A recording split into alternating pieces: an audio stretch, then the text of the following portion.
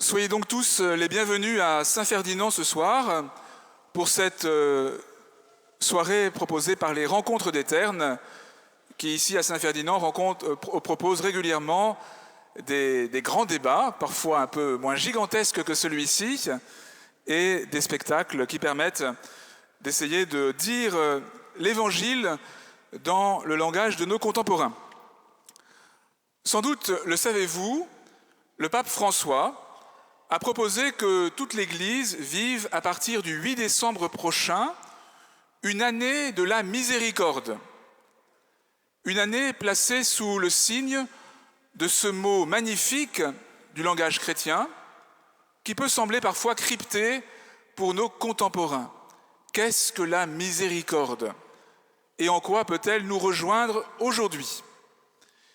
Il y a parmi vous à peu près 150 paroissiens qui depuis un mois ont travaillé sur ce thème de la miséricorde en se mettant à l'écoute de l'Écriture et de l'enseignement des papes François et Jean-Paul II pour découvrir que la miséricorde, c'est le cœur de Dieu et grâce à Dieu le cœur de l'homme qui se laisse toucher au point de pouvoir donner, pardonner et relever. Comme le pape François y invite, nous avons pris conscience des actes corporels et spirituels auxquels doit conduire l'esprit de miséricorde. Et puis, en nous mettant à l'école de Saint Jean-Paul II, nous avons essayé de comprendre pourquoi le pape polonais a compris la miséricorde comme la limite que Dieu apporte au mal dans l'histoire humaine. Cette histoire traversée de violence, comment ne pas y être particulièrement sensible en ce temps-ci à Paris, cette histoire traversée de violence, elle peut être ouverte à la paix par le don de la miséricorde. Et nous souhaitons ce soir aller plus loin avec vous tous, avec aussi ceux qui nous rejoignent par KTO et Radio Notre-Dame, aller plus loin pour comprendre comment la miséricorde n'est pas une illusion spirituelle, mais peut avoir vraiment prise sur notre temps, sur l'histoire des hommes telle qu'elle se déroule aujourd'hui, avec son lot de blessures et de violences. Et pour approfondir cela, nous avons souhaité faire dialoguer un homme de foi, un docteur de la foi comme évêque, le cardinal Philippe Barbarin, archevêque de Lyon, successeur de saint Irénée, le premier des grands théologiens de la tradition chrétienne, et Jean-Christophe Rufin, membre de l'Académie française, homme d'action, de plume et d'engagement spirituel lui aussi. Jean-Christophe Rufin a fait partie de la première génération des Médecins sans frontières dans les années 70, avec sa participation en particulier à des équipes de soins en Érythrée. Et puis, Jean-Christophe Rufin a également eu une activité diplomatique, non seulement récemment comme ambassadeur de France à Dakar, mais aussi comme collaborateur de plusieurs ministres dans le travail de terrain, y compris avec des négociations laborieuses pour libérer des otages. Un des premiers livres de Jean-Christophe Rufin, je crois, s'appelle « Le piège humanitaire ». Et vous avez incarné avec Bernard Kouchner, Claude Maluret, Xavier Emmanuelli et quelques autres cette découverte de l'engagement humanitaire qui est aussi une forme sécularisée des actes chrétiens de la miséricorde. Et il m'a semblé intéressant ce soir que nous puissions mettre en dialogue la miséricorde chrétienne et le désir humanitaire de beaucoup de nos contemporains. Quelles sont ses richesses, quelles sont aussi ses ambiguïtés. En 86, vous écriviez le piège humanitaire, mais 8 ans après, de manière plus positive, l'aventure humanitaire. Et votre tout dernier roman, Checkpoint, met en scène un certain nombre d'acteurs d'un travail humanitaire marqué par toutes les blessures, justement, de leur histoire personnelle et de l'histoire collective, et la manière dont la miséricorde peut les rejoindre est aussi intéressante pour nous à appréhender. Et puis, chacun sait que vous avez récemment marché jusqu'à Saint-Jacques-de-Compostelle et témoigner du chemin que vous avez parcouru dans Immortelle Randonnée. Alors maintenant, Éminence, c'est à vous que je donne la parole pour que vous puissiez, à la lumière de votre expérience spirituelle de pasteur de la foi, mais aussi d'évêque engagé dans des lieux de tension, que ce soit les tensions des faubourgs de Lyon, que ce soit aussi les tensions des chrétiens d'Orient auprès de qui vous êtes particulièrement engagé.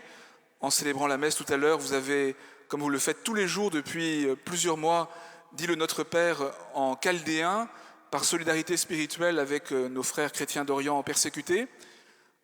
Merci de nous dire, à la lumière de votre réflexion, de votre expérience, comment la miséricorde peut transformer l'histoire.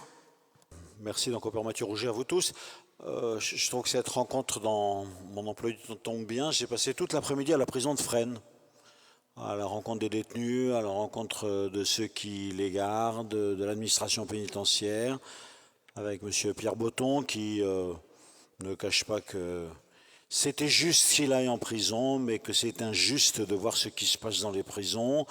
Et j'avais besoin de regarder cela, d'écouter, de le toucher, si je puis dire, et de le comprendre. Comme vous savez, visiter les prisonniers, c'est une œuvre de miséricorde. Elle a sa place d'honneur dans l'Évangile. Quand Jésus nous dit « Vous êtes venus visiter en prison », c'était moi, voilà.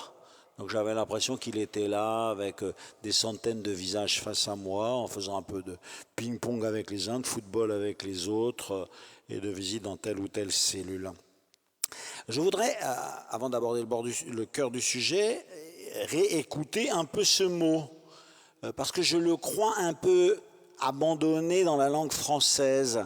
Je vois par exemple comme test désolant le fait que dans le chant de la Vierge Marie, le Magnificat, il vient 2 fois. Sa miséricorde s'étend d'âge en âge, comme il l'avait dit selon sa miséricorde. Et on n'a pas le courage d'utiliser ce mot et à la place on chante son amour s'étend d'âge en âge. Bien sûr, l'amour c'est très bien, mais pourquoi fuyez-vous le mot miséricorde? Pourquoi ne vient-il pas sur vos lèvres? Pour nous les prêtres c'est douloureux. Tous les matins nous disons dans le bréviaire le cantique de Zacharie à 2 fois le mot miséricorde et il n'est jamais donné. Et le cantique de la Vierge Marie aux Vêpres tous les soirs il n'est jamais donné. Et ça m'a vraiment posé une question. En fait, en allant écouter ce mot, personnellement j'ai été très marqué par le dernier voyage que le pape Jean-Paul II a fait dans sa terre natale, à Cracovie. Et il était venu pour inaugurer le grand sanctuaire de la miséricorde de Sainte Faustine Kowalska. Et dans son sermon, il était dans un état très douloureux à l'époque, donc on entendait mal, mais on a pu le lire après. Il dit, en fait, la miséricorde n'est pas un attribut de Dieu, c'est comme si c'était son nom. Son nom. Ouais. Ah, je me suis dit, mais où vais-je trouver cela?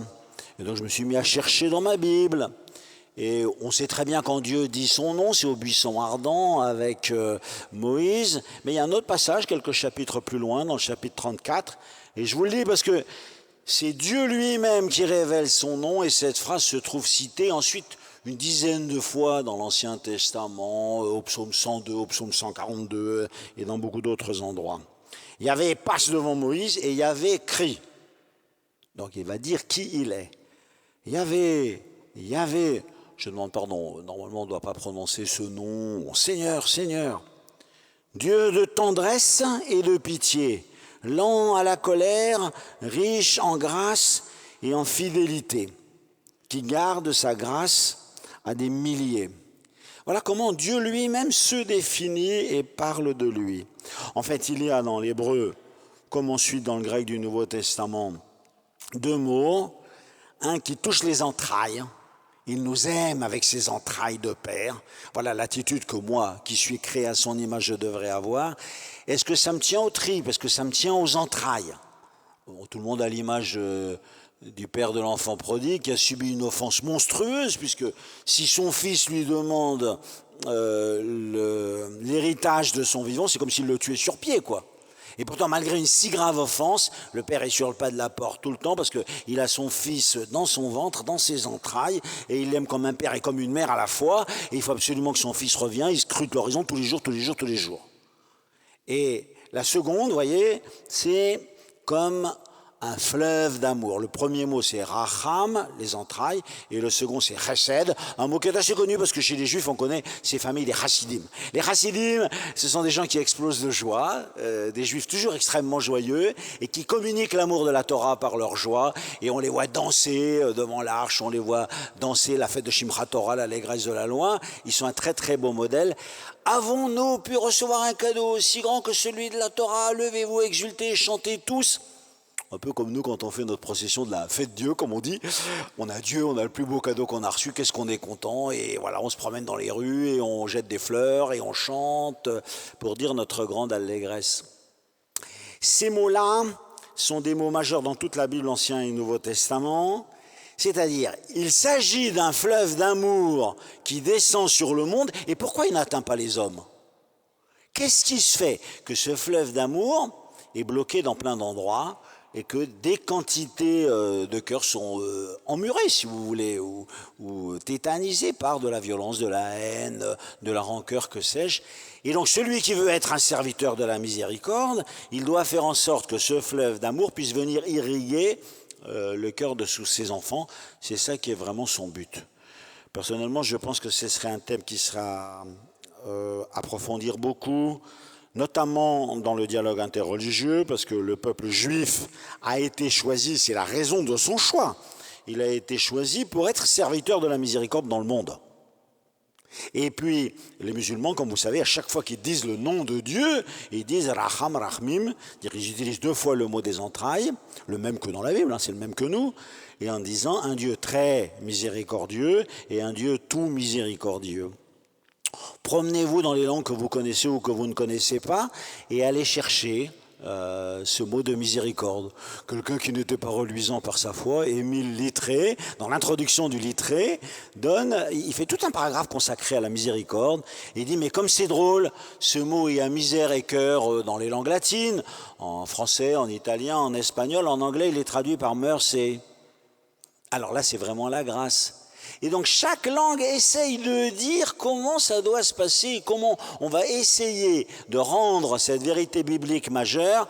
Il y a une source d'amour incroyable qui est destinée à descendre sur nous comme un torrent et nous devons être les serviteurs de cette miséricorde.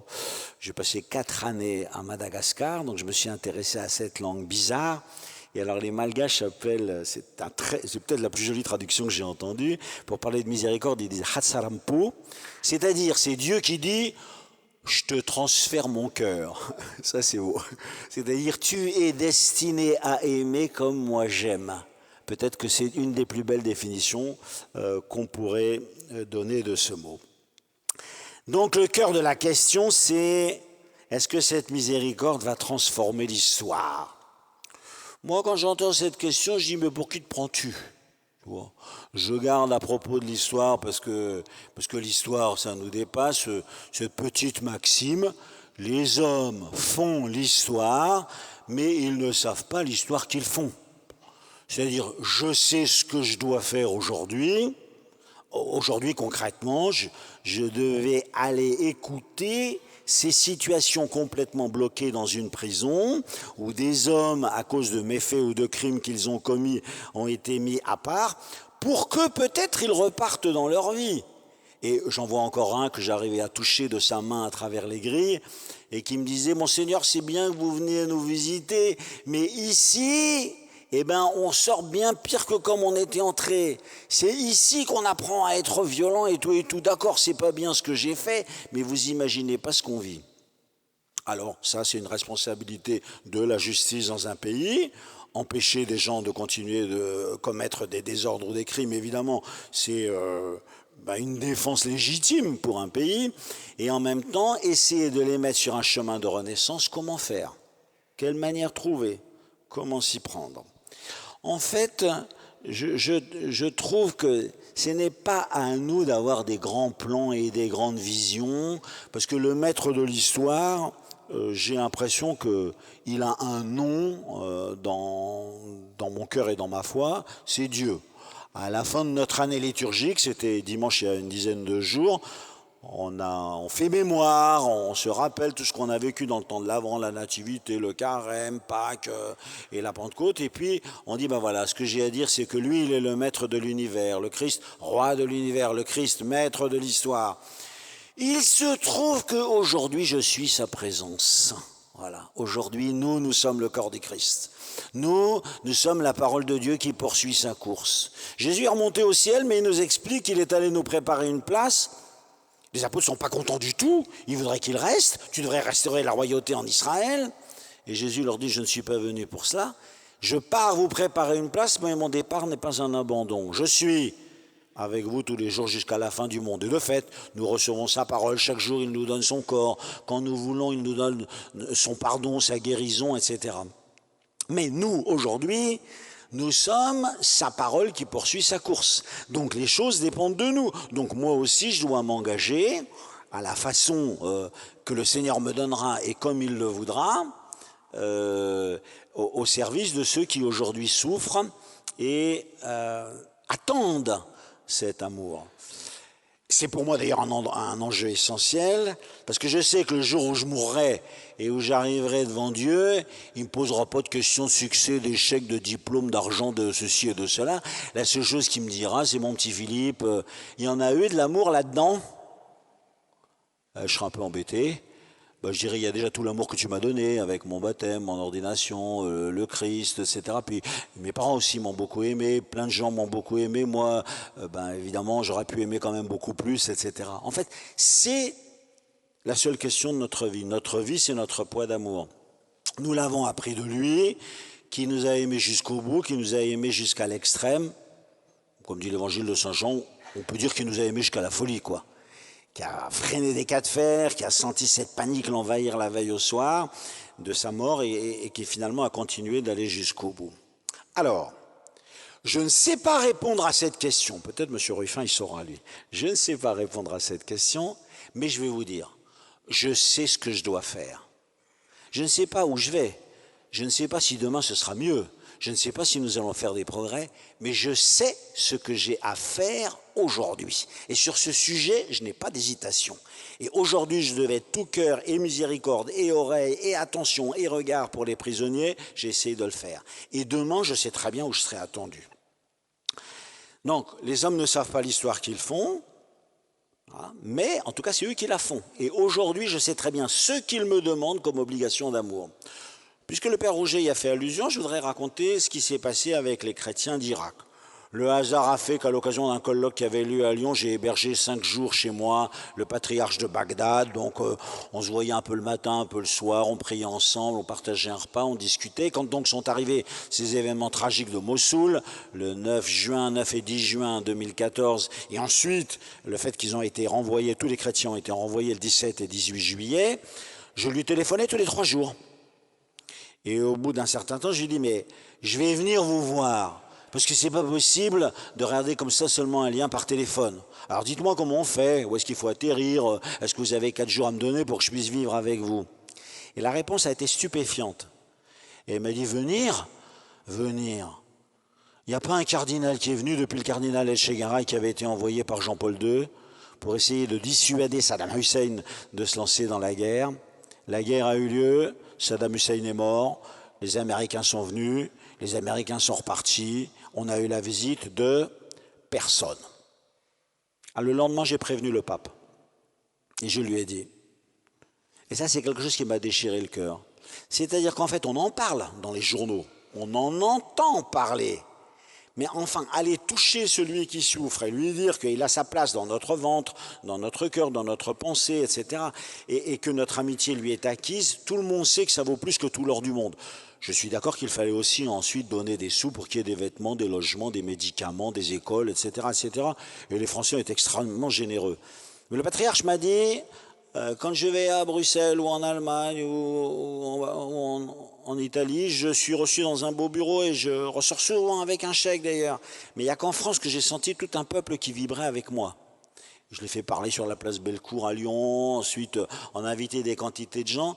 Je pense que la miséricorde, elle a quelque chose de corporel et elle est un toucher, si vous voulez. parler avec sa langue, regarder avec ses yeux, toucher avec ses mains, venir avec son corps pour s'approcher de très près de celui qui souffre, pour lui dire premièrement tu n'es pas oublié, deuxièmement tu es sûr que tu es aimé et nous sommes vraiment à côté de toi. Qu'est-ce que ça a comme résultat ? Est-ce que ça va transformer l'histoire ? Mon Dieu, j'enfoncerais ma tête sous terre si on me posait une question comme ça. Je dis, je n'en sais rien. La seule chose que je sais, c'est que je dois le faire. Ça, c'est une chose qui est assurée.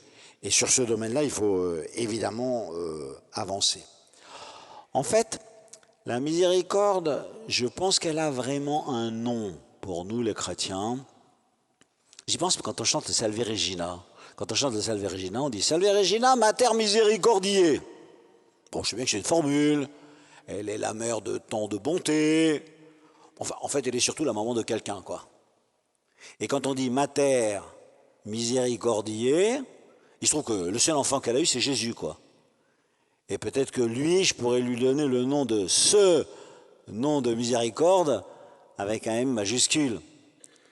Et je pense que ça, c'est le fond véritable de ma pensée.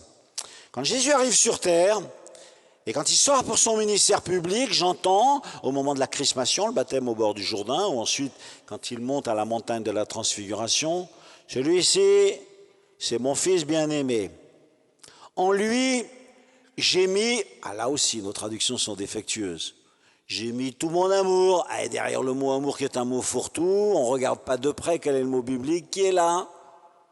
Et moi, je l'aime beaucoup, ce mot, c'est un mot grec pour ceux qui ont fait du grec, pardon pour les autres. Eudokia, j'ai jamais su comment traduire ce mot-là. Et d'ailleurs, on hésite tout le temps. C'est-à-dire que tout ce projet et ce dessein d'amour qu'il a envie de réaliser au milieu de ses enfants sur la terre, il vous sollicite, vous convoque et vous appelle que pour que vous l'accomplissiez aujourd'hui en son nom. Et il dit, la source c'est lui, en lui j'ai mis tout. Mon amour, toute ma miséricorde se trouve là en lui. Vous venez épuiser tout ce que vous voulez, faites-vous chrétien, remplissez-vous de sa parole, remplissez-vous de sa grâce, remplissez-vous de sa lumière et de son exemple, puisqu'il a dit « Je suis la vie, je suis le chemin, la vérité et la vie, je suis la lumière du monde ». Et après, faites comme vous voulez, agissez librement, prenez toutes les initiatives que vous voulez, faites-vous confiance. Si les gens se sont laissés remplir de son amour à lui et de sa miséricorde, moi je leur fais confiance. Et ils prennent des initiatives qui sont variées, mais parfois contradictoires. D'ailleurs, ça n'a pas beaucoup d'importance, puisque à travers elles, on verra, si vous voulez, les desseins et les chemins de l'amour de Dieu. J'ai jamais rien vu d'aussi différent que les saints dans leur manière de distribuer l'amour de Dieu entre eux et de donner leur témoignage, pourvu qu'ils agissent les uns et les autres exactement comme ils le veulent. Je prendrai comme exemple deux prêtres du 19e siècle, assez célèbres et connus, Saint Jean Bosco et le curé d'Ars. À cette époque-là, l'invention technologique, c'est la photographie. On vient d'expliquer au curé d'Ars qu'on veut prendre une photo de lui. Et il dit jamais de la vie. Vous faites des photos et des images et des peintures de la Sainte Vierge, de Jésus, etc. Mais moi, ce serait de l'idolâtrie. Dehors. En fait, cette photo a été prise quand même et on l'a. Et puis après, on va voir Don Bosco et on lui explique, il se fait expliquer ce qu'est une photographie. Donc sur un papier, il y aura votre visage. Et Don Bosco dit, j'en veux pas une, j'en veux 100. Parce que comme ça, je les donnerai à tous les enfants dont je m'occupe. Et tout ce que je leur ai dit, ils s'en rappelleront rien qu'en le regardant. Deux réactions contradictoires, mais qui en fait étaient des manifestations de cet amour. Dans le chant du Gloria, puisque nous sommes sur le chemin de Noël, je terminerai par là. Dans le chant du Gloria, on chante « Gloire à Dieu au plus haut des cieux ». Tout le monde chante, hein, Gloria, mais parfois on chante sans faire attention à ce qu'on chante, comme vous savez. Et paix sur la terre aux hommes qu'il aime. Moi, je voudrais renforcer énormément le « et ». Et peut-être le renforcer en mettant « donc » à la place. Si les hommes sont décidés à rendre gloire à Dieu, comme le petit bonhomme qui vient de naître à côté, allez la voir, sa maman, il est là-bas, il a été couché, emmailloté dans une crèche, et vous savez qu'aussitôt après, ils disent, faut qu'on aille voir cette parole, faut qu'on aille voir cet événement, faut qu'on aille voir ce truc-là. On ne sait jamais très bien comment traduire ce mot qui est très beau, et on voit nos petits bergers qui courent pour aller à la rencontre de cet événement. Et paix sur la terre aux hommes de son eudokia, c'est-à-dire de sa miséricorde. Parce que les hommes sont l'objet de ce fleuve d'amour qui tombe sur eux. Donc quelle est la condition pour qu'un peu de miséricorde arrive sur la terre et que l'histoire change ? Elle est donnée par la première parole du Gloria. On chante Gloria, mais est-ce qu'on entend bien ce qu'on chante? Si les hommes cherchent la gloire de Dieu au plus haut des cieux, comme ce petit bonhomme qui vient de naître, alors vous verrez, le dessein de miséricorde de Dieu s'accomplira sur terre et il y aura la paix. Mais si les hommes cherchent la gloire et les dollars et le pétrole pour eux, vous êtes sûr qu'il y aura la guerre. Et on peut dire que l'histoire l'a beaucoup de fois montré. C'est pour ça qu'il y a, à mon avis, dans ce chant de Noël, une force incroyable.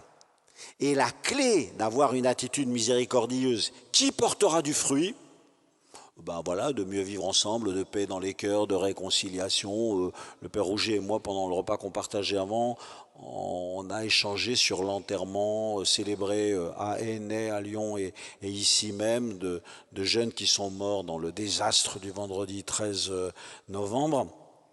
Moment particulièrement difficile pour le célébrant, mais où il sait qu'il doit y aller. Il ne sait pas quelle histoire il fait, il ne sait pas quels vont être les résultats, il ne sait pas quels seront les fruits, mais il sait que le prince de la paix, c'est Jésus, il sait qu'il doit être là, qu'il doit toucher le corps de celui qui vient de mourir, s'approcher de ceux qui ont vécu cette très grande souffrance, parce que dans leur souffrance, cet amour doit à toute force les atteindre, et je ne peux pas me dérober, je dois absolument y aller.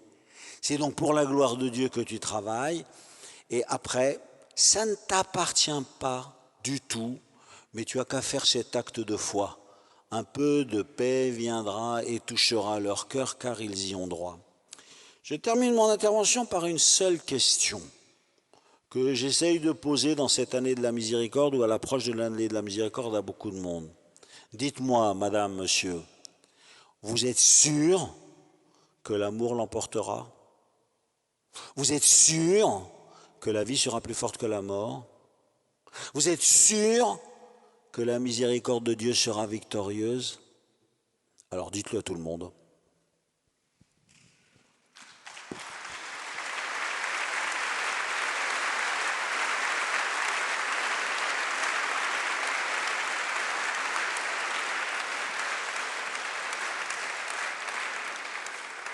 Merci beaucoup, Éminence. Et maintenant, Jean-Christophe Ruffin, merci de nous dire comment vous comprenez la miséricorde et la manière dont elle peut transformer l'histoire. Merci mon père, c'est une redoutable tâche de succéder à un orateur comme le cardinal Barbarin, d'autant plus qu'il a un petit avantage, outre son talent, c'est qu'il est habitué à parler dans une acoustique d'église, ce qui n'est pas tout à fait mon cas. Donc je vais revenir à des choses plus terre à terre. Vous avez eu la gentillesse de m'inviter pour... non pas discuter, parce que c'est pas une controverse, mais pour compléter, je dirais, le point de vue qui a été donné par le cardinal, en présentant, comme vous l'avez dit en commençant, le point de vue d'un humanitaire, c'est-à-dire de quelqu'un qui effectivement a contribué ou a essayé de contribuer à une forme d'action dans le monde, une action destinée non pas à ajouter à la guerre, mais au contraire à venir essayer de contrebalancer ses effets dramatiques. Et c'est donc sur ce thème de l'humanitaire que je voudrais dire ces quelques mots. Ce mot humanitaire, c'est un mot qui est apparu à peu près au début du XIXe siècle. On en a la trace dans un débat à l'Assemblée nationale. C'est un mot qui semble un mot, au fond, sans racine.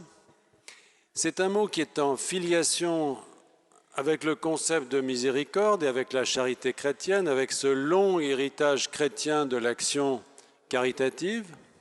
Mais c'est quand même un mot différent, c'est-à-dire qu'il traduit quand même une forme de rupture. Et c'est un mot qui en fait cache une véritable controverse qui a été très forte, notamment dans le courant du XVIIIe siècle, entre plusieurs conceptions de la miséricorde, vous diriez, ou de la charité. Pour certains, le reproche qui était fait à l'exercice de la charité, c'était un reproche très simple qui consistait à dire, finalement, si l'on ne met pas un programme, j'allais dire, révolutionnaire, et si on se contente d'aider les pauvres à rester pauvres d'une certaine manière, rien ne changera.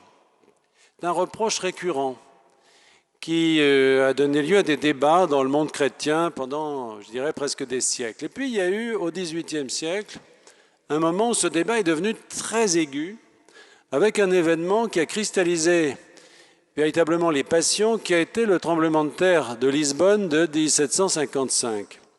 Ce tremblement de terre qui a été ressenti jusqu'en France, qui a été une catastrophe véritablement terrible, a changé les mentalités d'une certaine manière et a conduit un philosophe comme Voltaire à, finalement, dans Candide, mettre en cause la charité telle qu'elle est pratiquée en disant « la providence ne peut pas être bonne puisque des enfants ont été écrasés sous les voûtes de la cathédrale en plein office du dimanche pendant ce tremblement de terre terrible. » Et il fait cheminer Candide au milieu des ruines de Lisbonne et il lui fait dire « si ce monde est le meilleur possible, que sont donc les autres ?» Autrement dit, Voltaire va créer à ce moment-là une sorte de programme révolutionnaire, il n'est pas le seul, dans lequel les questions autour de l'urgence, autour de la catastrophe vont être tout à fait importantes, très importantes. C'est-à-dire, que fait-on face à des choses qui vous révoltent totalement, comme des enfants écrasés sous un tremblement de terre? Alors, il y a une réponse chrétienne à ça, mais il y a eu aussi une controverse avec un programme tout à fait différent qui a conduit, dans une tension très forte avec l'Église, à créer le terme de philanthropie. Le terme de philanthropie étant créé pour désigner une sorte de miséricorde sans Dieu ou de charité sans Dieu, qui était un programme révolutionnaire. Et finalement, ce programme révolutionnaire va, en Europe, donner lieu à la révolution de 1789 et à toutes ces suites sanglantes que nous connaissons. Mais finalement, ce programme, sa dimension purement philanthropique, elle sera écrasée par ces événements politiques. Et au fond, l'humanitaire, c'est ce qui va rester de ça. Et ça n'est pas tellement en France d'ailleurs que ça va se déployer, c'est essentiellement aux États-Unis. Les Américains, qui sont dans un pays beaucoup plus jeune, dans lequel il n'y a pas eu les conflits que nous avons connus en Europe, ont gardé de l'héritage des Lumières et de ces controverses du XVIIIe siècle cette dimension essentielle de la philanthropie qu'ils appelleront humanitaire et qui finalement est une sorte de miséricorde active, politiquement très importante pour fédérer ces communautés américaines. Et ça n'est pas un hasard si aujourd'hui les grandes organisations humanitaires internationales sont américaines. Elles sont pas seulement parce que les États-Unis sont puissants, c'est parce que ils ont une habitude beaucoup plus ancienne de la philanthropie. Alors, si je mentionnais ça, c'est pour dire que le passé lointain de l'humanitaire, c'est un passé chrétien, bien entendu, mais c'est un passé chrétien qui n'est pas serein, qui est aussi semé de controverses, voire de controverses fortes, qui ont pu se jouer sur ces questions, justement, sur ces questions fondamentales de la crise, de l'urgence, etc. Prenons un exemple. Au début du XIXe siècle, comme ça, là on est dans le domaine américain, il y a eu un autre tremblement de terre à Caracas. Et les Vénézuéliens venaient de se libérer des Espagnols. Et il y a eu deux positions à ce moment-là. Certains qui ont dit ce tremblement de terre signe d'une certaine façon, c'est une punition, il faut vous soumettre de nouveau au roi d'Espagne. Et les Américains qui étaient porteurs de cette espèce d'ambition un peu révolutionnaire de l'humanitaire héritée des Lumières sont venus en disant non, il faut au contraire vous révolter contre ce destin funeste et prendre votre destin en main. Autrement dit, il y a du politique et de la politique dès le début dans la compréhension de ce qu'est ou de ce que doit être la charité, la fraternité et le secours apporté à ceux qui souffrent. Ce n'est pas un domaine serein, c'est un domaine semé de controverses fortes, violentes, et dont d'une certaine manière nous ferons les frais ici en Europe, puisqu'encore une fois, tous les tourments révolutionnaires que nous connaîtrons au XIXe siècle procéderont de là. Alors justement, si je reviens vers l'Europe un instant, l'Europe, d'abord, il y a une chose qu'il faut se rappeler aujourd'hui, plus que jamais, c'est que finalement, pendant des siècles, nous qui prétendons avoir inventé l'humanitaire, les droits de l'homme et tout ça, nous avons été les receveurs de l'aide. C'est nous qui avons eu les guerres, les famines, les révolutions, etc. Et d'ailleurs, il y a un personnage très important dans l'histoire de l'humanitaire qui est, alors lui un Européen de nouveau, c'est Henri Dunant. Au fond, l'humanitaire moderne, puisque celui auquel j'ai fait référence, c'est quand même la préhistoire, le début du 19e siècle, mais Henri Dunant, lui, va signer véritablement la création de l'humanitaire moderne. Henri Dunant, qu'est-ce que c'est? C'est un hurluberlu, c'est un illuminé, on pourrait même dire. C'est un homme qui a des idées comme ça, très philanthropiques de tous azimuts. Il veut transformer le Maghreb en un grenier à blé. Il cherche à voir Napoléon III pour lui vendre ses projets. Napoléon III ne veut pas le recevoir, c'est un casse-pied. Il le poursuit et il apprend que Napoléon III fait la guerre. Alors il le suit. Et puis il arrive en retard. Il était suisse, mais il arrive en retard, ça arrive. Quand il arrive, la bataille était terminée, c'était la bataille de Solferino. Et Dunant se retrouve sur un champ de bataille, au mois de juin. Les armées se sont entretuées, l'empereur est parti, les armées elles-mêmes sont parties, il ne reste plus que les blessés, les morts. Et là, tout à coup, il a une sorte d'illumination, il dit... voilà ma vocation. C'est-à-dire que tout à coup, cette réalité à laquelle il n'avait jamais pensé, cette question de la guerre, eh bien, il en est le témoin. Alors, il va écrire un livre fondamental qui s'appelle Un souvenir de Solferino. Bon, alors, il y a un aspect médical de l'œuvre de Dunant, si j'ose dire. Il avait des idées médicales bizarres. Il pensait, par exemple, qu'un mourant, pour le soulager, il fallait le faire fumer. Alors il avait des havanes et quand il voyait un type en train de mourir, il lui collait un havane dans le bec. Bon, ça n'est pas la partie de son œuvre qui est qui est passée à la postérité, mais il a fait ce qu'il a pu, disons. Il a fait ce qu'il a pu, mais il avait apporté quand même, il a surtout gardé de ça un regard. Et ce regard a été absolument fondamental parce que ça n'est pas un théoricien, c'est pas un homme qui a construit une théorie au sens propre. Son livre est finalement plus descriptif, mais quand on l'analyse, on se rend compte qu'il y a un certain nombre de présupposés qui peuvent guider notre débat, qui sont en tout cas les bases de l'humanitaire moderne. Ces présupposés, il y en a 3. Le premier, c'est la notion de loi. Dunant dit, même dans la guerre, même lorsqu'il y a suspension de tous les rapports juridiques en apparence, lorsqu'il y a recours, monté aux extrêmes, comme disait Clausewitz dans la première partie de son œuvre en tout cas, quand il y a déchaînement de la violence, il peut toujours exister une loi. Alors, on est loin de la miséricorde, me direz-vous, mais quand même, cette loi, elle fait appel à ça, elle fait appel à des sentiments humains, des sentiments partagés, qui ne sont pas forcément fondés religieusement, mais qui quand même constituent une sorte de socle que l'humanité se reconnaît comme en partage.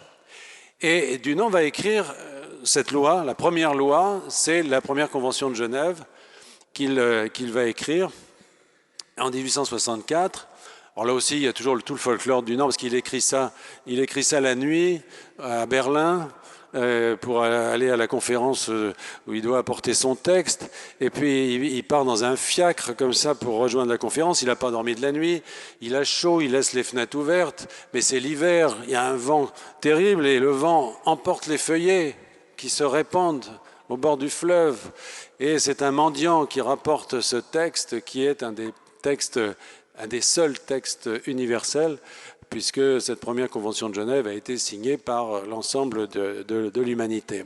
Donc, cette notion de loi, c'est fondamental. Deuxième notion, très importante et qui pose problème, énormément de problèmes, c'est la notion de neutralité. Qu'est-ce qu'il dit, Dunant? Il dit, vous avez deux personnages qui se battent. Ce sont des ennemis. Il est fasciné par les militaires. Il y en a un, il a une cuirasse comme ci, comme ça, il est habillé en rouge, c'est un Autrichien. Il y a le Français, là, à côté, lui, il est habillé en bleu, il a tel uniforme. Alors, ils se battent. Chacun obéit à une hiérarchie. Il y a un général au-dessus de lui, puis il y a un gouvernement au-dessus de lui. Ce sont des ennemis. Et puis, tout à coup, en voilà un qui embroche l'autre, là, avec son sabre. L'autre qui donne un coup, et puis, ils sont tous les deux par terre. Ils sont blessés. Alors laissez-les un instant, revenez, qu'est-ce que vous allez voir? Vous allez voir que l'Autrichien, il a ouvert son uniforme, il a sorti un peu à boire, il donne à boire aux Français. Le Français, il a de quoi fumer, il le donne à l'Autrichien. Merveilleux. Là, et ils sont en train, finalement, de céder. Pourquoi? Parce que ce ne sont plus des ennemis. Ils n'appartiennent plus à un camp. Ils appartiennent à un autre espace qui est celui de la victime, c'est-à-dire celui de l'humanité. Et c'est très difficile à définir, cette notion de neutralité, mais elle est fondamentale parce que Dunant dit « il n'y a pas de raison que ce soit des médecins autrichiens qui soignent des blessés autrichiens ou des médecins français qui soignent des blessés français, ce qui se faisait jusque-là. Il faut que ce soit une organisation neutre, impartiale et indépendante qui vienne au secours de ces personnes qui sont victimes et qui n'appartiennent plus à un camp. » C'est très important. Puis la troisième notion dans l'œuvre de Dunant, c'est la notion de permanence, c'est-à-dire qu'il va faire construire un instrument permanent qui sera la Croix-Rouge, même si les guerres, même si les situations d'urgence ne sont pas permanentes, l'outil, lui, doit l'être parce qu'on ne peut pas improviser à chaque fois les secours. Ça, c'est une étape très importante dans l'histoire de l'humanitaire. Et là, puisqu'on parle de changement dans l'histoire, je pense que cette intuition de Dunant, qui est plus... ce qu'on retiendra de son œuvre, c'est cette intuition, parce qu'après, la mise en œuvre sera faite par d'autres. Lui, il sera d'ailleurs mis à la porte assez vite de l'organisation qu'il a contribué à créer. Mais la création de la Croix-Rouge, qui est un système très complexe sur lequel je ne m'étendrai pas, a véritablement changé l'histoire pendant une période importante de notre histoire. Ça a été très essentiel. Il y a eu toute une période entre la fin du XIXe siècle jusqu'à la guerre de 40, dans laquelle l'existence de la Croix-Rouge a changé complètement la face de l'histoire. En plus, la loi dont je vous ai parlé, il y avait la première convention de Genève, mais très rapidement elle a été complétée par d'autres. Elle a été complétée par donc très vite la deuxième qui portait sur les combats maritimes, la troisième sur les prisonniers, très important. Ces lois ont toujours été faites d'ailleurs avec un peu de retard. Par exemple, pendant la Première Guerre mondiale, eh bien, il n'y avait pas véritablement encore de convention de Genève sur les prisonniers. La Croix-Rouge a quand même fait un travail considérable. Vous pouvez voir au musée de la Croix-Rouge à Genève des fiches, notamment celle du général de Gaulle d'ailleurs, qui était détenue à cette époque. Et puis on a créé après la troisième convention sur les prisonniers. Et la quatrième convention porte sur les populations civiles en zone de guerre. Ça a changé complètement le cours de l'histoire. Mais malheureusement, par un détour singulier et malin, je dirais, de l'histoire, et terrible, évidemment, la miséricorde à l'œuvre, l'humanitaire, appelez ça comme vous voudrez, se heurte toujours à un retour du mal, et contourné par le mal. Et la Croix-Rouge, qui a trouvé pratiquement son apogée au moment de la Première Guerre mondiale, lisez l'Adieu aux armes d'Hemingway, etc. C'est vraiment une sorte c'est une guerre qui a été très très marquée par la présence de la Croix-Rouge. Dès les années 20, devant les Soviétiques qui avaient organisé la famine en Ukraine, la Croix-Rouge s'est trouvée confrontée à quelque chose qu'elle n'avait pas prévu, c'est-à-dire des gens qui signent une convention et qui ne la respectent pas. Des gens qui prétendent accepter une loi d'humanité et qui se conduisent sans humanité. Ça a été le cas des Soviétiques, ça a été encore plus le cas, bien entendu, avec les nazis, avec les fascismes européens, et la Deuxième Guerre mondiale a été, de ce point de vue, une sorte d'effondrement de l'intérieur, des prémices même sur lesquelles Henri Dunant avait créé son action. Et là, on tombe dans une deuxième contradiction de l'humanitaire, une époque très importante. Il y a cette contradiction par rapport à la guerre, et ça ressemble un petit peu finalement au reproche qui est fait à la charité. Est-ce que la charité, finalement, conforte l'ordre social? Est-ce qu'il ne faudrait pas plutôt le transformer? Eh bien, il y a une autre controverse portant sur la guerre. Est-ce que le fait de secourir des blessés, secourir les victimes de la guerre, n'est pas quelque chose qui permet d'encourager la guerre. C'est toute la controverse qui va avoir lieu entre les pacifistes et les humanitaires à cette époque. C'est une controverse très importante qui a été un peu occultée. Mais les pacifistes de l'époque, qui étaient les tenants de l'interdiction de la guerre, disaient mais Dunant, mais la guerre, il ne faut pas la rendre humaine. Il faut qu'elle soit horrible pour qu'on puisse l'interdire. Et finalement, c'est cette opinion, d'une certaine manière, qui a prévalu en 1945, lorsqu'après cet échec de la Croix-Rouge pendant la Deuxième Guerre mondiale, on a tenu compte de ça, et les Américains qui avaient toujours eu un courant en leur sein, notamment les démocrates américains, avec Woodrow Wilson pendant la Première Guerre mondiale, Roosevelt pendant la Deuxième, les Américains sont revenus au premier plan en disant « ça suffit avec l'humanitaire, ça suffit avec vos trucs d'Européens en mettant du tricostérile sur des plaies, ce qu'il faut c'est arrêter la guerre, l'interdire ».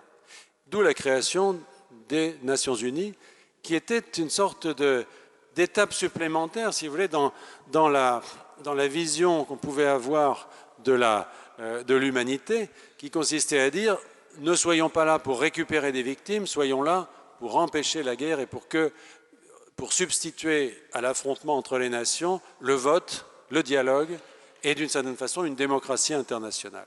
Alors, je ne m'étends pas trop parce que je suis déjà beaucoup trop long et je voudrais redonner la parole au cardinal, mais pour dire que cette histoire très longue aura encore une étape à laquelle moi j'ai pris part, qui était beaucoup plus tard, si vous voulez, le fait que malgré toutes ces controverses qui chacune avait permis de créer de nouveaux instruments, on s'est toujours trouvé devant des guerres qui échappaient à ces instruments. Alors ça avait été le cas de la Deuxième Guerre mondiale pour la Croix-Rouge, ça a été le cas en 1968 avec la guerre du Biafra. La guerre du Biafra, finalement, alors qu'on avait l'impression d'avoir un arsenal assez développé d'instruments internationaux, de secours, eh bien la guerre du Biafra était en dehors de toutes les possibilités. Il y avait à cette époque-là, au Biafra, un blocus épouvantable avec ces enfants qui avaient des kwashiorkor, des marasmes qu'on voyait à la télévision. Quand vous êtes sur l'île qui est en face, l'île de Fernando Po, qui s'appelle Malabo maintenant, vous voyez par temps clair, vous voyez les côtes du Biafra. Il y avait des avions de secours, mais ils ne pouvaient pas décoller. Ils ne pouvaient pas décoller, pourquoi? Parce que la loi le leur interdisait. Et d'une certaine façon, c'était une sorte, encore une fois, de pivotement de l'intuition de Dunant. Dunant pensait que la loi permettait d'atteindre les victimes, et tout à coup, c'était le contraire. C'est la loi qui nous interdisait d'aller jusqu'à elle. D'où l'idée de créer des ONG, Médecins sans frontières, etc., qui substituaient finalement à cette idée de loi un impératif moral, avec des individus qui pratiquaient, au fond, une sorte de devoir moral d'assistance en transgressant, y compris les frontières, y compris les lois fixées par les États, avec pour seule force l'opinion publique. Voilà. Et donc, on était là dans une nouvelle étape que nous avons vécue. Alors, aujourd'hui, et je conclurai avec ça, nous sommes arrivés, après d'autres péripéties, peu importe, je voulais juste montrer la complexité des enjeux autour de ces questions de l'humanitaire, qui est un concept qui a l'air simple et qui en réalité est très complexe. Aujourd'hui, nous sommes arrivés à une période encore différente, depuis quelques années, en particulier cette année en France, depuis ces attentats qui nous ont frappés. Pourquoi? Parce que l'humanitaire est une réponse, je dirais, distanciée. Je m'explique. Pourquoi avons-nous pratiqué avec tant de bonheur et tant d'ardeur, je dirais, depuis les années 70, ces secours, ces grandes opérations de secours dans le monde entier? Parce que la guerre ne nous touchait pas. Parce que la guerre ne nous concernait pas. Elle pouvait nous concerner moralement, mais elle ne nous touchait pas. Ce qui se passait en Afghanistan, dans les jungles de l'Indochine, la Thaïlande, du Cambodge, etc., ou en Afrique australe, ou dans la Corne de l'Afrique, c'était dramatique, c'était insupportable, on n'avait pas envie de voir ça à la télévision, mais ça ne nous menaçait pas. Et notre réponse était humanitaire. Aujourd'hui, Et une différence profonde, c'est que ces conflits nous touchent. Ce qui se passe aujourd'hui en Syrie, en Libye ou en Afghanistan peut avoir sur nous des conséquences directes. L'Afghanistan, ça a été le cas pour les États-Unis avec le 11 septembre. Pour nous, c'est ce qui se passe en Syrie qui a des conséquences directes avec des attentats sur notre sol. Et ceci change complètement la donne dans la perception qu'on a, je pense, de ces conflits. Et la notion de sécurité, si vous voulez, est en train de prendre le pas, on le sent, sur la notion d'humanitaire. Je le dis en faisant référence, par exemple, à ces jeunes qui, pour des raisons humanitaires, parce qu'ils sont révoltés par ce qu'ils voient, ne vont plus consulter une ONG qui va les envoyer sur le terrain, mais vont essayer de s'engager dans l'armée. Et nous sommes, je le dis, je suis persuadé, à une période très cruciale dans la mise en œuvre de tout cela. Il va falloir, et c'est un nouveau défi, je dirais, qui nous est proposé, il va falloir maintenir une humanité dans des guerres que nous ferons nous-mêmes. Ce qui n'est pas la même chose que de se montrer humain dans des guerres qui ne nous concernent pas. Voilà, je vous remercie.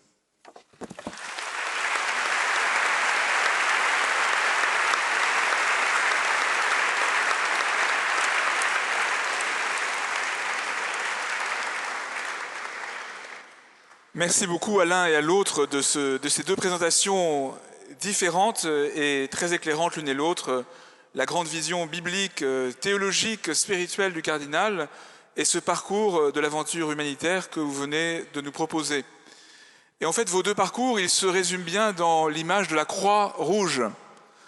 Ce surgissement d'un souci humanitaire avec Henri Dunant, et puis cette croix, justement, qui renvoie à celui qui est la miséricorde en personne, comme vous l'avez dit, Éminence, en évoquant le Salve Regina. Alors, la question que j'aimerais bien vous poser, Éminence, en écho à ce que vient de dire Jean-Christophe Rufin, c'est pour nous permettre d'entrer un peu dans ce conflit, disons, entre la miséricorde, la charité chrétienne et le travail humanitaire, la justice. Vous avez parlé de la philanthropie, et la philanthropie, avant d'être cette vision révolutionnaire que vous disiez, elle est présente chez les premiers auteurs chrétiens pour parler de la philanthropie de Dieu. Saint Ignace d'Antioche en particulier, un des premiers grands auteurs chrétiens, parle de la philanthropie de Dieu qui se manifeste dans le Christ. Alors Père, vous qui êtes l'archevêque de Lyon, où le catholicisme social a eu un de ses lieux sources, comment est-ce que vous répondez à cette contestation de la charité et de la miséricorde par l'idéologie humanitaire du XIXe siècle? Et puis peut-être aussi, comment est-ce que l'aventure humanitaire, même opposée à une forme de charité chrétienne, a pu et peut encore enrichir notre expérience chrétienne de la miséricorde? Je vais d'abord dire merci à M. Ruffin de tout ce que j'ai appris en l'écoutant. C'est très intéressant de voir l'histoire même, parce que tout le monde connaît Henri Dunant, mais l'histoire de Solferino, tout ça je ne connaissais pas. Et puis aussi cette histoire de la Croix-Rouge, Première Guerre mondiale, l'Ukraine, et puis après la Deuxième Guerre mondiale, et la naissance de l'humanitaire. En fait, j'étais évêque de Moulins et j'ai bien connu quelqu'un à qui vous êtes assez lié, je crois, Claude Maluret, puisqu'il est dans cette même aventure, et c'est un homme qui m'a toujours beaucoup touché aussi. Et pendant que vous parliez, je me dis, mais on vit vraiment ces débats dans l'Église aussi. Vous voyez, quand dans un diocèse, on fait une rencontre de tous ceux qui sont dans la solidarité. Alors, il y a la conférence de Saint-Paul, il y a le Secours catholique, il y a le CCFD, il y en a 10 et 15, et à peu près tous les évêques, ils ont un conseil diocésain de la solidarité. Et la tension est forte entre ces deux. À un moment, vous avez dit, mais dans philanthropie, il y a aussi beaucoup d'arrière-fonds politiques. Il faut que je le dise, et vous nous l'avez exprimé clairement. Et bien sûr, nous aussi, dans l'Église aujourd'hui, on est à l'intérieur d'un contexte politique et on voit ces deux choses qui se battent entre elles, en fait. C'est-à-dire, il y a des gens qui disent « Arrêtez avec votre charité qui est de l'assistanat, etc. Et il faut réformer les structures. » C'est un véritable combat. En fait, tous les deux ont raison. Je me rappelle une fois, je vais en visite pastorale, et alors on dit le Secours catholique maintenant a changé sa position, il ne fait plus de distribution de vêtements de ceci et de cela, et il se lance dans un suivi des personnes. Pas encore changement des structures, mais un suivi des personnes pour remettre chacun debout. Et puis je passe dans la salle d'à côté, et je vois toutes les réserves du Secours catholique qui étaient prises par un autre groupe. C'est-à-dire qu'en fait, il faut toujours donner à manger, donner un vêtement, accueillir quelqu'un qui est dans la rue, etc. Par exemple, actuellement, je discute avec mon préfet assez souvent, parce qu'on a à Lyon, comme partout d'ailleurs, enfin, énormément de gens qui sont SDF, réfugiés kosovars, albanais, donc on les prend comme on peut. Je dis, monsieur le préfet, jamais je ne critiquerai une loi de la République, elle a fait comme ci et comme ça, je vous obéirai de toute façon, mais excusez-moi, vous avez démantelé ce camp, donc maintenant ils sont sur le trottoir là, alors je ne vais pas les laisser cette nuit. Alors quelqu'un dit, mais une église n'est pas faite pour accueillir des gens dans une nuit, et ils n'ont pas à dormir là. Et j'ai dit, le trottoir, c'est le lieu normal pour qu'ils dorment. Donc si vous voulez, vous avez toujours cette obligation de l'urgence, on ne peut pas y couper, et après cette nécessaire réforme des structures. En fait, c'est un beau conflit, moi il me plaît, et j'ai envie de me mettre des deux côtés à la fois. Cet après-midi, j'étais dans la prison de Fresnes. Et donc les deux personnes qui m'accompagnaient, Edith Bizot et Pierre Botton, à un moment on passe devant la chapelle et ils me disent ça c'est le quartier haute sécurité mettons, ou un truc assez... Et alors elle dit je voulais que vous alliez et lui il veut pas. Et il me dit non parce que elle veut que vous ayez de l'attention et de la charité pour chacun et moi je veux qu'on casse cette baraque. Et c'est un peu le même conflit. C'est-à-dire, il y a une réforme en profondeur à faire de chacun de ces systèmes qui, pour excellent qu'ils soient, c'est intéressant ce que vous disiez, parce que pour moi, la Croix-Rouge, c'est quelque chose de merveilleux, et vous avez dit, non, non, attention, déjà, la Seconde Guerre mondiale, elle a eu du plomb dans l'aile, et elle vit des souffrances qu'en fait, j'ignorais. Il n'y a aucun système qui soit un système parfait, pourtant, il faut des systèmes, et ils doivent toujours être changés et être réformés avec énergie.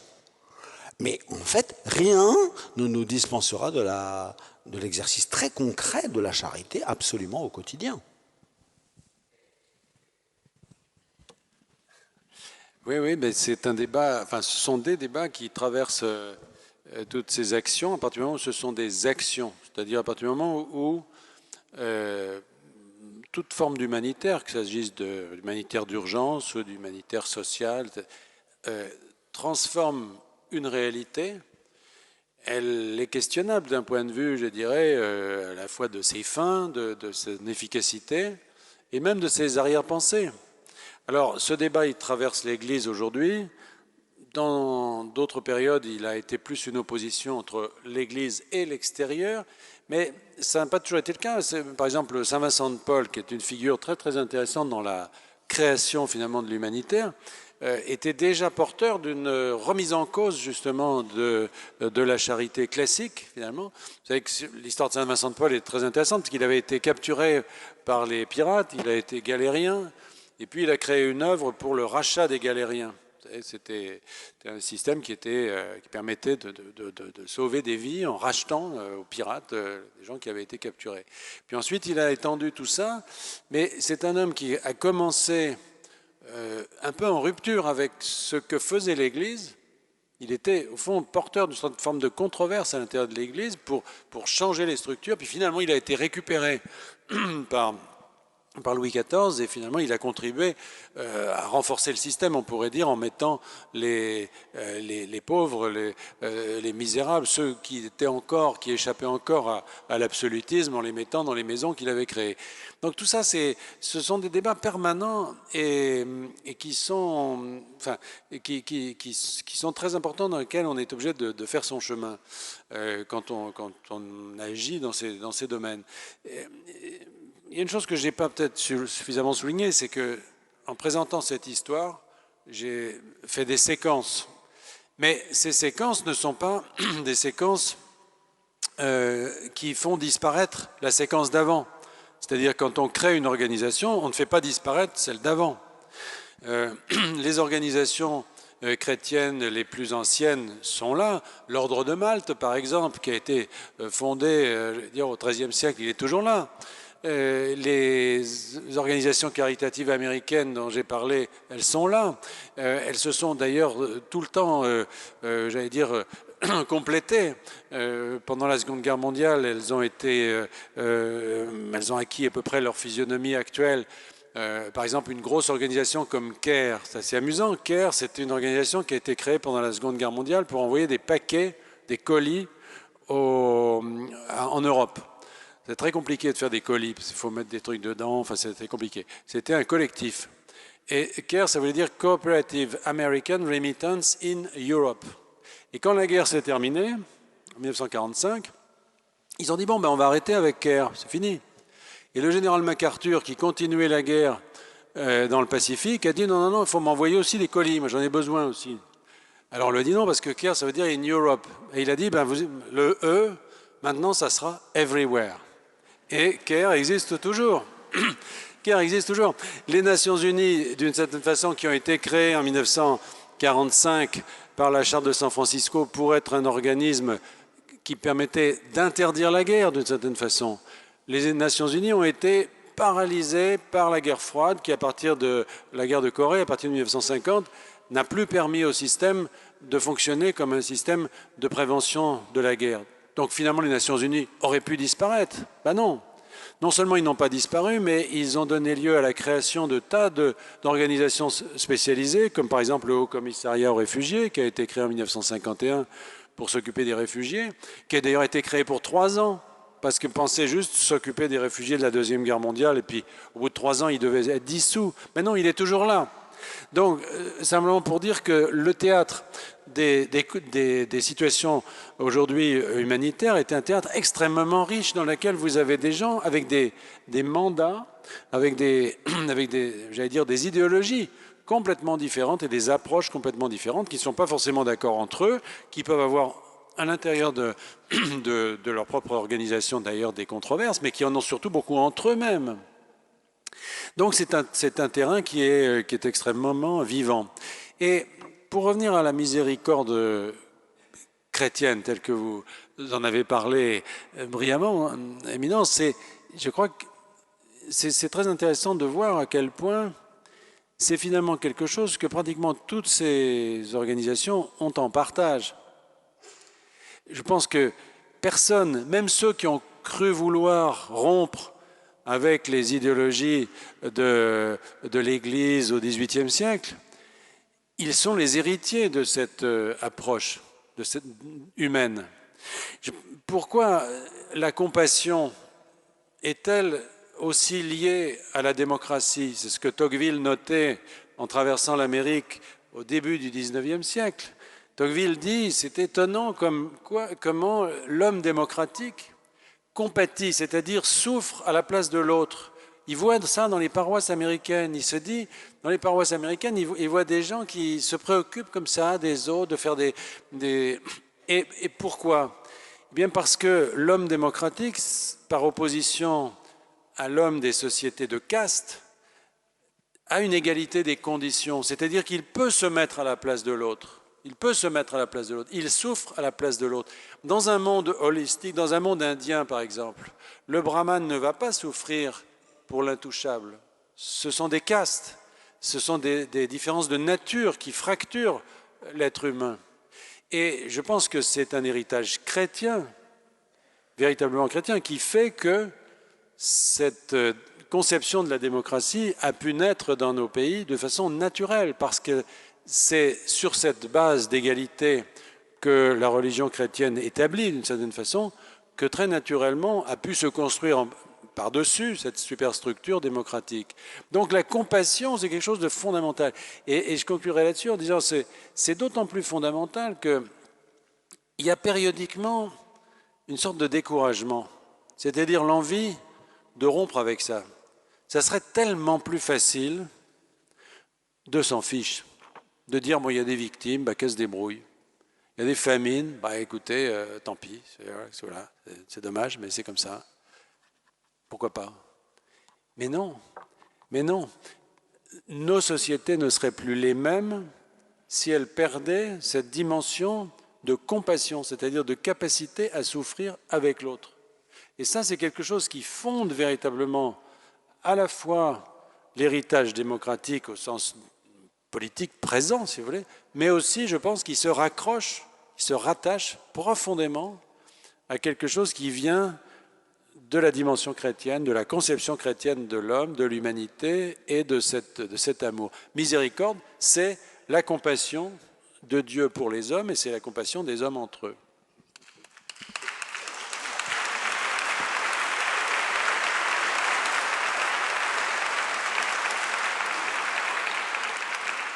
Avec votre permission, je dis juste un truc supplémentaire sur Saint Vincent de Paul. On garde en mémoire le magnifique film là où il y avait Pierre Freinet. Et donc on le voit en train de ramasser les enfants, de lutter contre la peste dans le petit village de Châtillon-Chalaronne.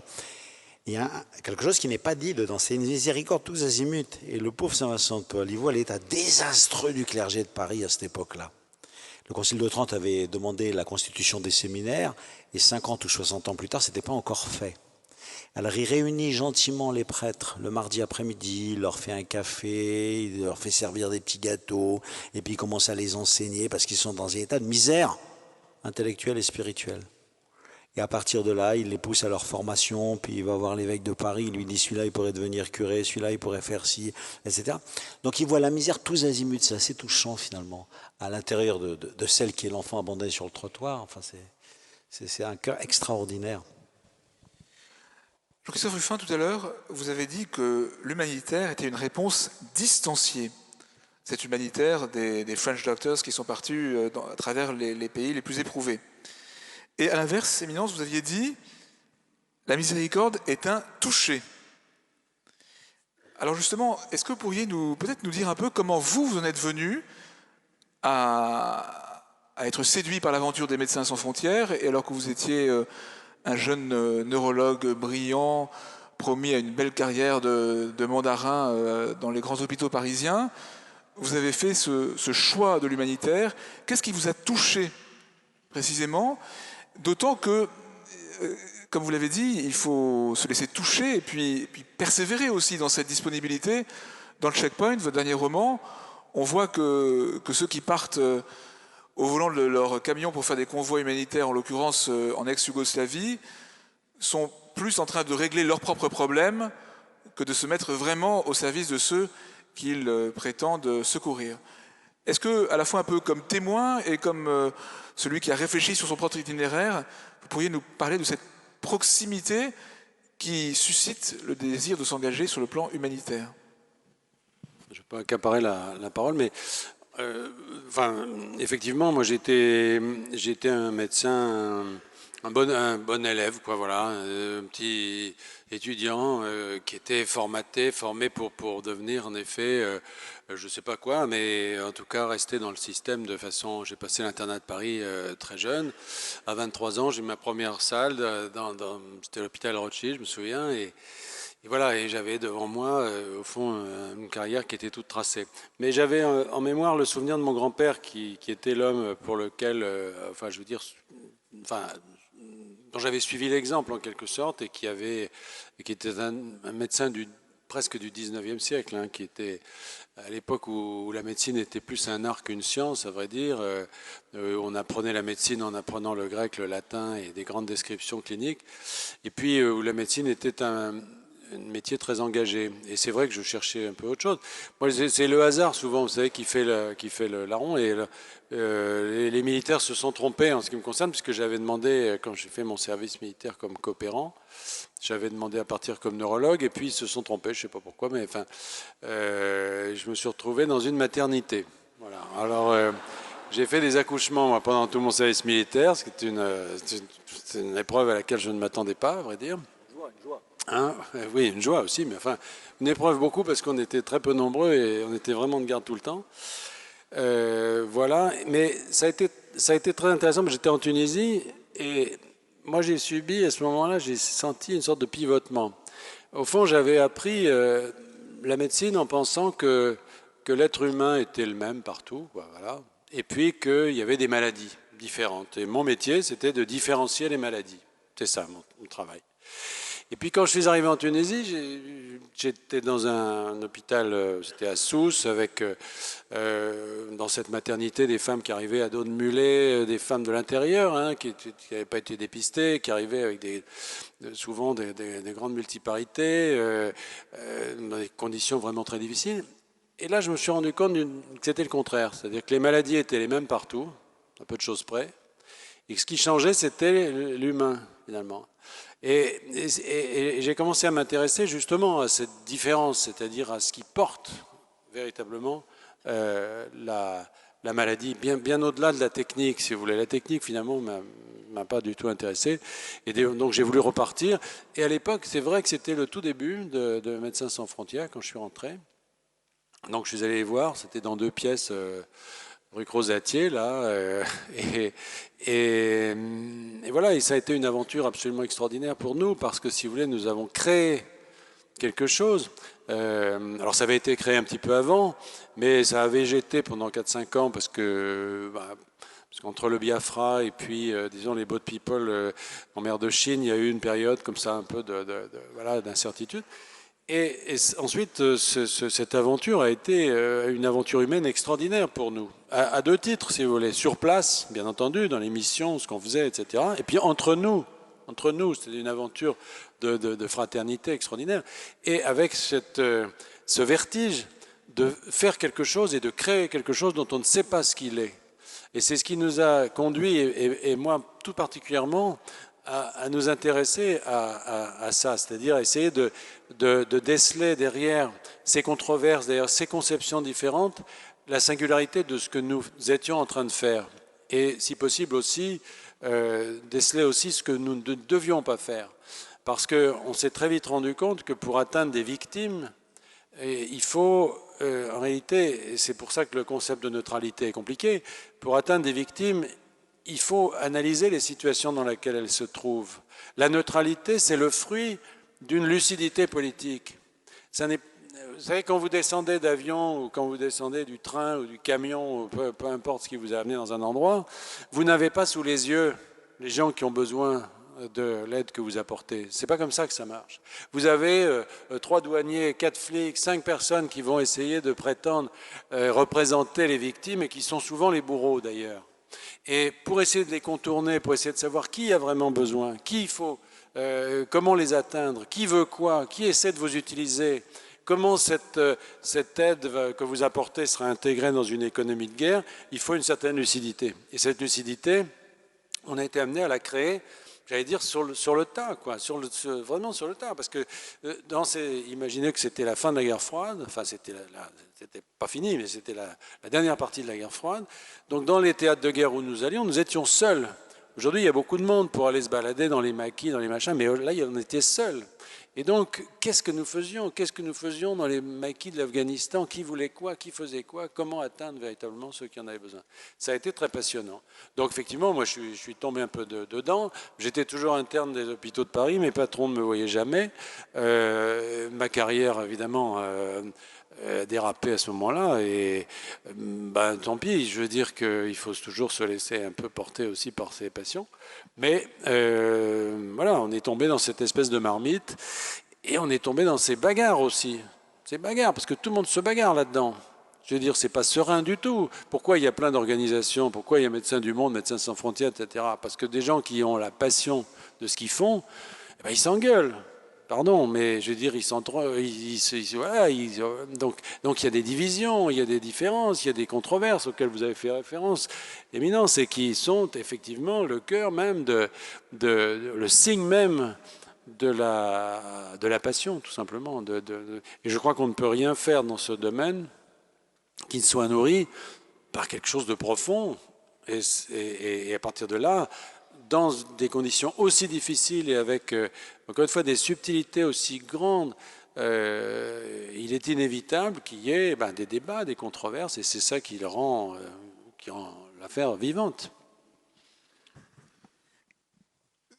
Quand vous avez fait votre présentation de l'humanitaire, vous avez eu cette expression de perpétuel contournement du mal, qui fait que même une forme d'humanitaire se trouve dépassée par le mal contre lequel elle prétendait lutter, jusqu'à cette opposition extraordinaire entre l'humanitaire et le pacifisme, avec l'idée que rendre la guerre vivable, ce serait en fait l'encourager. Ce contournement du mal, c'est une question spirituelle. C'est-à-dire que, et ça rejoint la question que vous avez posée en terminant votre intervention inaugurale, Père, est-ce que nous croyons à la victoire de la miséricorde?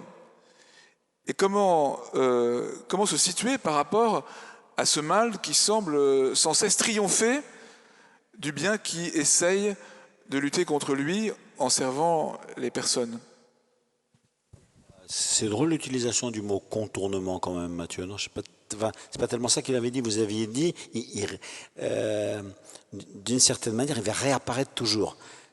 Alors, on a été contourné par lui, c'est ça que tu veux dire? Oui, c'est le mal qui nous a contournés. Il réapparaîtra toujours. C'est-à-dire que le péché habite le cœur de l'homme. Je pense à cet exemple, pas mal de gens me disent « Ah, le pape François, c'est formidable, il lutte contre les dégâts de l'argent au Vatican et tout, il va nous réassainir tout ça. » Je dis certainement, et je l'espère de tout mon cœur, mais rassurez-vous, le péché de l'argent, il reviendra jusqu'à la fin des siècles. On est déjà prévenu dans l'Évangile, et c'est pas demain que ça va être vaincu. Donc ce sera une bataille que je dois mener concrètement contre moi pour arriver à avoir un rapport clair et net à l'argent. Bon, c'est pas si facile. Celui qui a un rapport limpide à l'argent, qui lève le doigt, quoi. Bon, c'est toujours quelque chose de difficile. Donc, vous vous battez, Dunant s'est très bien battu, la Croix-Rouge fait des merveilles, etc. Et tout d'un coup, il y a des effets pervers. Et il a réapparu, c'était comme une hydre sans tête, quoi, qui revient par derrière. Nous nous battrons toujours, voilà. Nous ne serons jamais en repos. Alors, je voudrais revenir sur ta question d'avant qui était philanthropie, parce que derrière, il a ajouté le mot fraternité qui est né entre nous quand nous étions là-bas, entre médecins et que nous occupions. Il y a un mot du Nouveau Testament auquel je suis assez attentif ces temps-ci, qui est le mot Philadelphie, l'amour entre les frères. C'est-à-dire, je me suis aperçu que plusieurs fois l'Église, bien que ce ne soit pas comme ça dans les traductions, dans le Nouveau Testament, a été appelée « Comment va votre fraternité ?» Vous voyez, on dit comment ça va dans votre paroisse, comment ça va dans votre diocèse, comment va l'église, etc. Or, en fait, dans le Nouveau Testament, il y a souvent ce mot-là. Et après, l'apôtre dit « J'aimerais que ça circule entre vous la Philadelphie », c'est-à-dire l'amour fraternel. Je trouve qu'il y a là quelque chose d'assez fort. Donc, dans le rapprochement des deux mots, je dirais « Je sais où est la source ». Puisqu'elle est un Père qui nous aime. Nous sommes tous issus de sa main. Il est notre Créateur, du ciel, de la terre, de l'univers visible et invisible, etc. Donc là, il y a des torrents d'amour qui arrivent. Il en a donné à travers la Torah, à travers les prophètes et tout. On a écouté un quart d'heure à peu près. Après, on a oublié, on a fait le contraire. On a dit que oui, puis on a fait que non. Enfin, comme ils ont fait avec la Croix-Rouge. Je vous avais dit ça d'ailleurs. Comment ça se fait que des gars qui ont signé l'accord de Genève, et bien finalement, après, ils ont fait le contraire. Alors là, c'est quand même une amère déception. Et des déceptions comme ça, avec moi, les gens, ils en auront toujours. Et nous, avec les hommes, nous en aurons toujours. Il faut quand même être lucide sur ce sujet. Donc, où est le lieu de la victoire ? Alors, moi, dans ma foi, je pense qu'il est là, vraiment. En lui, j'ai mis tout mon amour. Donc, si tu te tiens à cet endroit-là, alors ça ne s'usera pas. Là, tu auras véritablement le courage dont tu as besoin et pour faire face à ceci. Je vais vous expliquer une phrase de l'Évangile, j'imagine qu'il y a beaucoup de catholiques parmi vous, qu'on entend chaque fois à la messe et à laquelle on pense jamais, comme ces phrases qu'on ronronne toujours, vous savez, et qu'on entend par habitude et auxquelles on ne fait jamais attention. Juste avant la communion, le prêtre dit « Seigneur Jésus, toi qui as dit, je vous laisse la paix, je vous donne ma paix ». Peut-être cette phrase est dans vos mémoires. Jésus l'a dit le soir du jeudi saint, dans une réponse à une question posée par Jude, question que personne ne connaît, contexte que personne ne connaît, et cette phrase fait l'effet d'un ronron. Je vous laisse la paix, je vous donne la paix, parce que la paix c'est bien, quand il n'y a pas la paix c'est triste, mais s'il y avait la paix ce serait mieux, etc. Alors à mon avis, ce n'est pas du tout ce que veut dire cette phrase. Mes amis, je m'en vais, je suis venu et j'ai versé mon sang et je vais mourir demain pour le salut du monde entier. Je vous laisse la paix à faire dans le monde. Bon courage.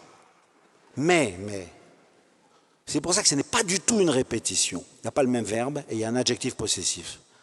Pour que vous ne vous découragiez pas, je vous donne ma paix. Et dans la communion, nous mangeons le prince de la paix, nous recevons ce trésor de la paix. Ce trésor d'amour s'est installé en nous. Donc les réserves d'amour qui sont mises en toi sont inépuisables, quel que soit l'hydre à 100 têtes qui va ressortir et qui va encore te faire retomber, te décevoir, te décourager, etc. Donc c'est ça véritablement que tu dois croire. Je vous laisse la paix à faire dans le monde, pour que vous ne vous découragiez pas, je vous donne ma paix, mais je ne vais pas vous mentir, mes bons amis, vous ne serez jamais en paix. Et je pense que ça, c'est vraiment le lieu de notre combat. Je donne cet exemple parce que, donc, juillet 2014, je téléphone au patriarche et je lui dis, Sako, donc à Bagdad, je lui dis, je viens. Bon, alors là, tout le monde s'oppose à ça, le préfet, l'ambassade de France, qui ne veut pas qu'on y aille. Mais j'ai dit, je m'en fiche, j'ai mon visa, j'y vais. Puis, finalement, ils ont très bien organisé le voyage. On n'a pas atterri à Bagdad, mais à Erbil. Et je dis au patriarche, on ne va pas aller voir les autorités, on va aller voir les gens, les réfugiés, partout, dans tous les endroits où ils sont. Donc on est dans une église où il y a 1000 personnes, mais on est dans une salle de classe où il y en a 20. Ensuite, on arrive dans une maison où il y en a 10, on va visiter les malades, on écoute l'histoire de leur expulsion de Mossoul, c'est toujours, etc. Et puis alors, le patriarche leur explique pourquoi je suis venu, il leur explique tout ce qu'il a fait pour eux à Bruxelles, dans tous ces voyages pour essayer de défendre leur cause.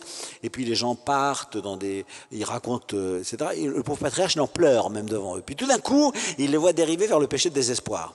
De toute façon, on n'y arrivera jamais. Moi, dans ma famille, ça fait déjà la 4e fois qu'on est expulsé, etc. On n'en peut plus, etc. Alors, j'ai vu se dresser, c'est extraordinaire, contre tout son peuple, quoi. Et il leur dit, ne faites pas de péché de désespoir, c'est le pire. L'espérance chrétienne, c'est pas que demain ça ira mieux, mes amis. Si on avait dit à Jésus le soir du jeudi saint, t'en fais pas, demain ça ira mieux, et c'est le jour où il est mort, où il a été crucifié sur la croix, non, le lendemain ça va pas mieux. L'espérance chrétienne, ce n'est pas que demain ça ira mieux. Bien sûr qu'on se bat pour que demain ça ira mieux. L'espérance chrétienne, c'est que jamais, jamais, jamais il ne t'abandonnera, et toujours, toujours tu seras dans sa main. Je l'ai entendu leur raconter ça, vous savez que Mossoul, c'est la ville de Ninive dans la Bible. Donc Ninive, il y a le prophète Jonas. Et il leur dit, Jonas, auquel vous êtes très attaché à Mossoul, il a été dévoré dans le ventre de la baleine. C'était pas très rigolo, quoi, du gros poisson. Et puis un jour, il a été recraché. C'est-à-dire, nous sommes toujours dans la main de Dieu. C'est pas moi qui vais être leur sauveur, quelles que soient les choses que je fasse, ni Médecins sans frontières, bien entendu. Sauf que les gars de Médecins sans frontières, et chacun d'entre nous à notre place, à l'endroit où nous sommes, nous savons que nous devons nous battre. Nous savons que les obstacles se représenteront totalement et nous demandons au Christ la grâce de ne jamais désespérer. Nous sommes avertis que nous ne serons jamais en paix. Et nous savons que jusqu'au bout, c'est cet amour-là qui nous est demandé. Remarquez, en retour, on reçoit aussi des merveilleuses joies. Alors Père, vous avez plusieurs fois insisté sur le Christ qui dit « Je suis le prince de la paix », sur l'enracinement de l'espérance chrétienne. Et vous avez parlé des sources chrétiennes de l'humanitaire, même si l'humanitaire a pu se construire à un moment donné comme le fils rebelle du christianisme. Mais une question qui me semble-t-il, doit être posée, c'est est-ce que l'humanitaire peut survivre durablement en étant coupé de sa source chrétienne? Parce que même dans les siècles d'humanitaire sécularisé, il y a un sol chrétien qui demeure. Est-ce qu'on peut persévérer dans l'attitude de miséricorde active sans pouvoir s'appuyer sur la connaissance du prince de la paix? Il y a quelques années, il y a eu un débat entre vous, Père, et Luc Ferry, dont la thèse est un peu « gardons les valeurs chrétiennes sans nous encombrer du Christ ». Et vous aviez échangé sur cet enracinement dans le Christ de l'espérance véritable. Aujourd'hui, on dit par exemple que en France, on commence à trouver moins de bénévoles, y compris pour des entreprises humanitaires totalement séculières, voire libertaires, comme les Restos du Cœur. Comme si, d'une certaine manière, la décristallisation pouvait risquer de tarir la source d'un bénévolat, même sécularisé. J'aimerais savoir comment vous réagissez à cela, non seulement dans l'analyse, mais dans la capacité à proposer de manière suffisamment large pour être accueilli la joie de pouvoir s'engager au service des autres par la connaissance du Christ ou même sans connaissance complète de son amour. Moi j'aime beaucoup dans ce que M. Ruffin a dit, il a dit cet enracinement historique, il ne l'a pas tu. Il a vu ces combats qui étaient là, il n'a pas parlé du danger que le père Mathieu Roger vient de dire. Je ne saurais pas trop répondre, mais à mon avis, quand on se coupe des racines, on risque de se dessécher si vous vous coupez de la source. Donc il y a ce risque, et c'est bien que le père Mathieu Roger nous le dise. Mais ce que je crois, dans le fond de ma foi, c'est que l'homme a été créé à l'image de Dieu. Et qu'en fait, cette source, elle reviendra un jour ou l'autre. Et très souvent, je vois des gens qui viennent et en fait, ils ont été bouleversés par une souffrance, par une rencontre, par ceci et par cela. Et peut-être qu'ils avaient des cœurs de pierre avant et qu'ils étaient attentifs à rien et tout d'un coup, la source se met à couler. Donc moi, j'ai la conviction qu'elle renaîtra toujours, toujours, toujours. Ça, je suis absolument tranquille de ce point de vue-là. Vous voyez, quand on a eu si froid il y a quelque temps à Lyon et qu'on voyait les gens dans la rue, et à ce moment-là, même des gens qui étaient très en colère contre des quantités d'immigrés, de gens qui étaient comme ça, etc., etc., en fait, ils fondaient devant, quoi. Et ils disaient, de toute façon, je dois faire quelque chose, c'est une évidence. C'est quelque chose qui est inscrit au fond de nos tripes. Moi, j'aime beaucoup que le mot de miséricorde soit lié aux tripes, vous voyez, soit lié aux entrailles. Dans l'évangile d'aujourd'hui, c'est celui qu'on disait à la messe tout à l'heure, c'est pas bien traduit non plus. Il dit, j'ai pitié de la foule, Jésus, quand il voit qu'ils n'ont rien mangé. Et le mot grec qui est là, c'est ça me tient aux entrailles, quoi. Et puis, alors, une autre chose que je veux dire, c'est que la vraie source, c'est Dieu. Bon. Et le visage que Dieu s'est donné chez nous, c'est Jésus, puisqu'il est venu jusqu'à nous. Mais par exemple, je suis assez proche de beaucoup d'amis musulmans. Et j'échange avec l'imam de la mosquée de Villeurbanne, qui est vraiment pour moi devenu un frère, un homme que j'aime beaucoup, que j'admire même. Souvent, je me dis, si j'étais chrétien comme lui, tourné vers Dieu, bah, ça me sortirait de ma médiocrité. Et nous échangeons sur l'attention aux prisonniers. Chaque vendredi, il va à la prison de Villefranche-sur-Saône. Franchement, je vous assure, c'est de la miséricorde pur sucre. Comme il écoute chacun des condamnés, comme il fait attention à toutes ces personnes détenues, à leurs familles, à leurs demandes, comme il leur parle véritablement de Dieu, mais s'occupe aussi des circonstances très personnelles de leur famille, de leurs enfants et tout et tout. Bref, Mathieu, la source, elle coule toujours, elle coulera toujours, tu n'as pas à te faire de soucis.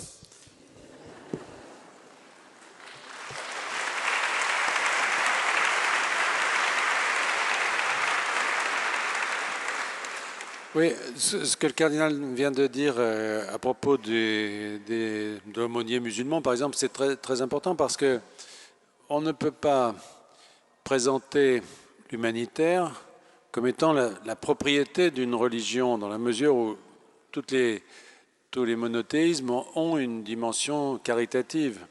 Et on a essayé, autant que faire se peut, au contraire, de mettre en commun ce fonds pour essayer d'avoir un langage commun.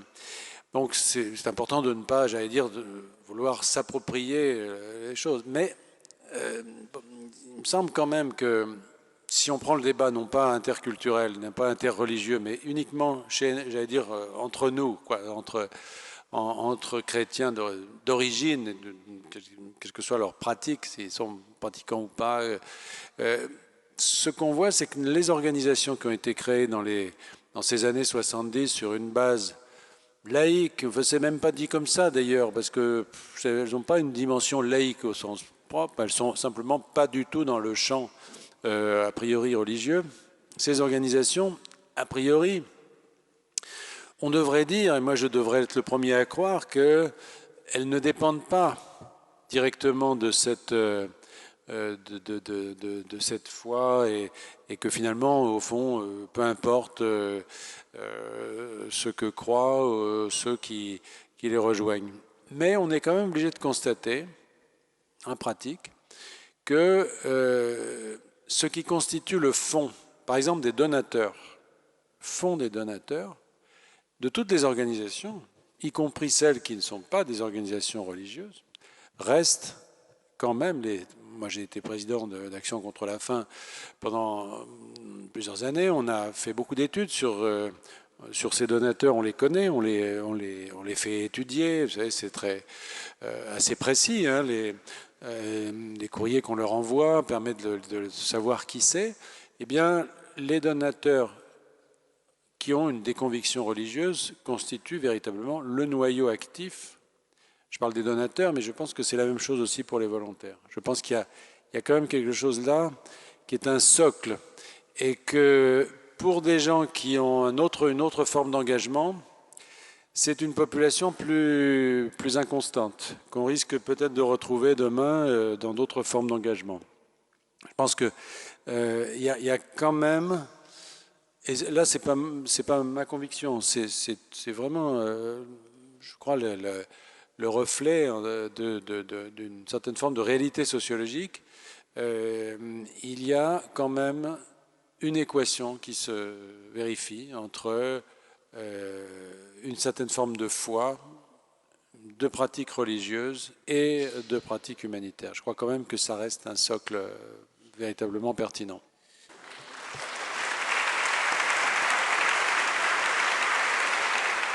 Je vous propose que nous terminions cette soirée en nous recueillant un instant et en faisant, chacun tel que nous sommes, un moment de silence pour que la source vive de la miséricorde soit plus profondément présente à nos cœurs, renouvelle notre regard, notre écoute, notre toucher, notre compassion, notre désir de nous mettre au service de ceux qui en ont le plus besoin, avec une véritable proximité, une bienveillance à l'image de la bienveillance divine, une capacité à les remettre debout. Que tous ceux d'entre nous qui le veulent bien disent ensemble la prière fraternelle que Jésus, la miséricorde en personne, ne cesse de nous apprendre. Notre Père,